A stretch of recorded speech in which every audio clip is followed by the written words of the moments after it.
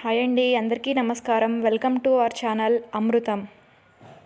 ఈరోజు మనం veg hakka నూడిల్స్ని ఎలా తయారు చేయాలో చూద్దాం.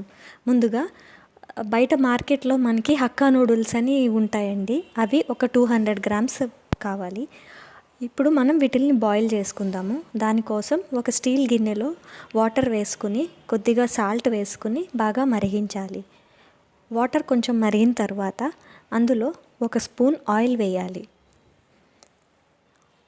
ఆ తర్వాత నూడిల్స్ వేసుకుని ఉడికించుకోవాలి. ఇందులో ఆయిల్ వేయడం వల్ల నూడిల్స్ బాయిల్ అయిన తర్వాత ఒకదానికొకటి అంటుకోకుండా ఉంటాయి.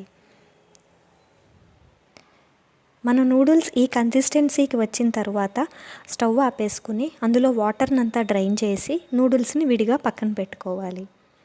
నెక్స్ట్ ఒక పాన్ తీసుకుని అందులో 3 స్పూన్ల ఆయిల్ వేసుకోవాలి. ఆ తర్వాత చేసుకున్న పచ్చిమిర్చి ముక్కలు, 2 అంగుళాల పొడవులో కట్ చేసుకున్న క్యారెట్ ముక్కలు, బంగాళదుంప ముక్కలు వేసుకోవాలి. తర్వాత కొద్దిగా సాల్ట్ కూడా వేసుకుని కలుపుకోవాలి. ఇక్కడ ఉల్లిపాయ ముక్కలు కానీ, క్యాబేజీ కానీ, మష్రూమ్ కానీ కూడా వేసుకోవచ్చండి. ఇప్పుడు వీటిని బాగా కలుపుకుని మూత పెట్టుకుని ఒక 60% మనము ఉడకనిద్దాం. ఇప్పుడు చూద్దామా అండి, ఇవి 60% ఉడికిపోయాయి కాబట్టి ఇందులో కట్ చేసుకున్న క్యాప్సికమ్ ముక్కలు కూడా వేసుకుని కలుపుకొని మూత పెట్టుకొని మగ్గనివ్వాలి. ఇక్కడ మనకి కూరగాయ ముక్కలన్నీ ఒకే సైజులో కట్ చేసుకోవాలండి. బాగా ఉడికిపోయాయి కదండి. నెక్స్ట్ మనం ఇందులో టమాటా సాస్ కూడా వేసుకుని కలుపుకుందాము. ఇక్కడ చిల్లీ సాస్ కానీ, సోయా సాస్ కానీ ఇష్టపడే వాళ్ళు వాటిని కూడా ఒక్కొక్క స్పూను యాడ్ చేసుకోవచ్చు. టమాటా సాస్ వేసిన తర్వాత 1 నిమిషం పాటు మగ్గనిద్దాము.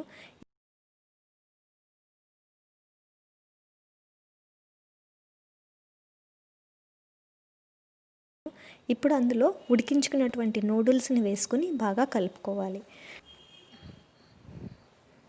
చూస్తూ ఉంటే బాగా నోరు ఊరిపోతుంది కదండి.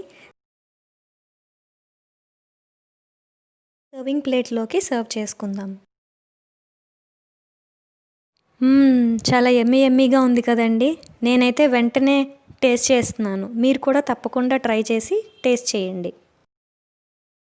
ఇలాంటి మరికొన్ని కొత్త రెసిపీస్తో మీ ముందుకు వస్తాం. Thanks for watching. Please to subscribe our channel Amrutham.